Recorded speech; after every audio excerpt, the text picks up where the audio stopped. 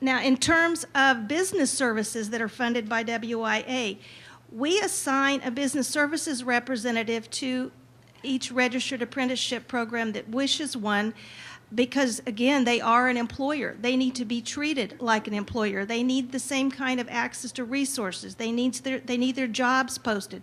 They need help with doing job descriptions. They need a place to do job fairs, all the kinds of things that any other business would have. So while we're really focusing on the training side for registered apprenticeship, you also have to remember they're businesses, and they're entitled to all the business services that any other business is in your community. The way we promote registered apprenticeship, and no one has an adequate budget for outreach, marketing, communication, whatever you want to call it, but if you pull these things together, it's very helpful. We post openings in registered apprenticeships on our state job board. We do career fairs for them when they need them.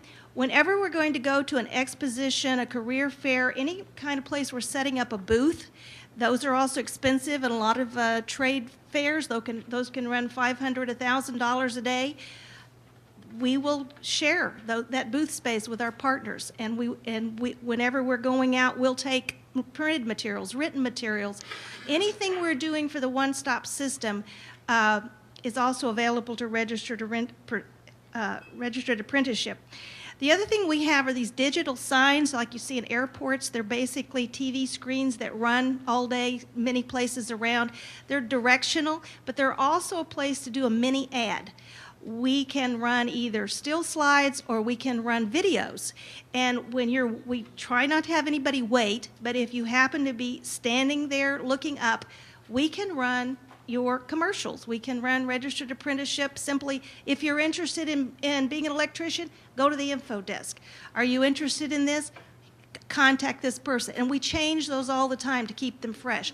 Again, that's part of being a partner in a one-stop.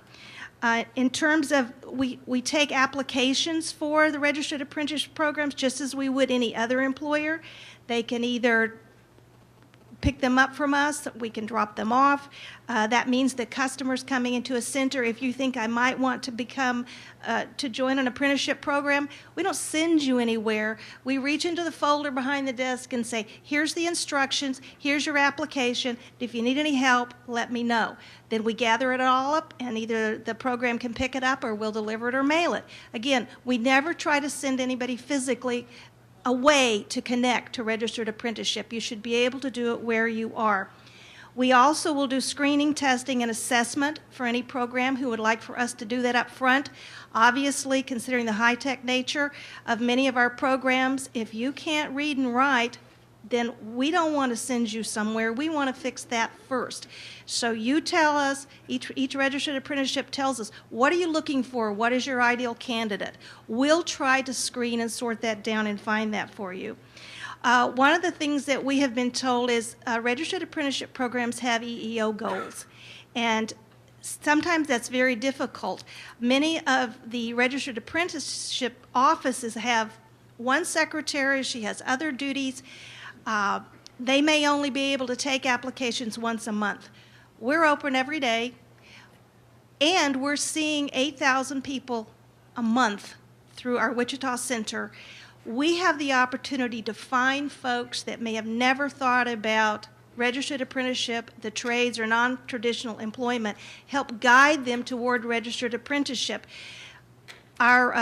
Most of the feedback I have, our closest relationship is with IBEW, but they have not had any trouble meeting their EEO goals working with our one-stop system.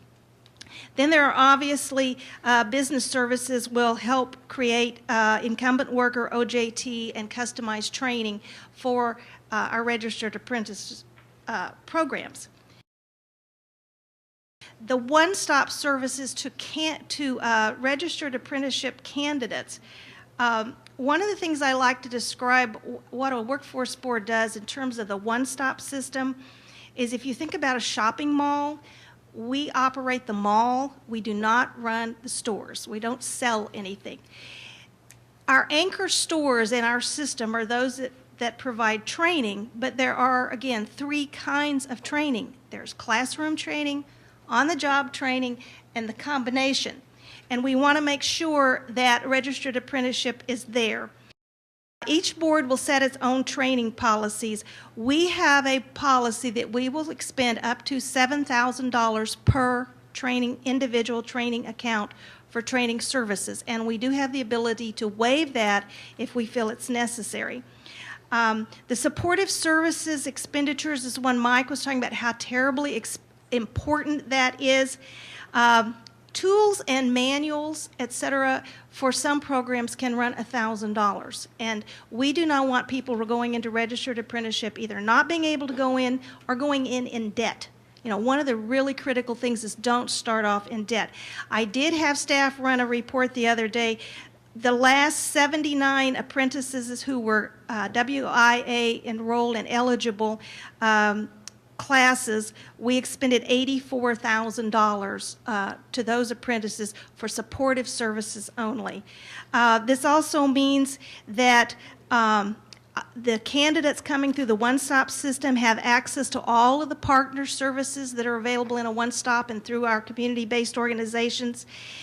And then the last slide, our definition of success. Everyone in the system values and assimilates registered apprenticeship into their individual business models. Thank you.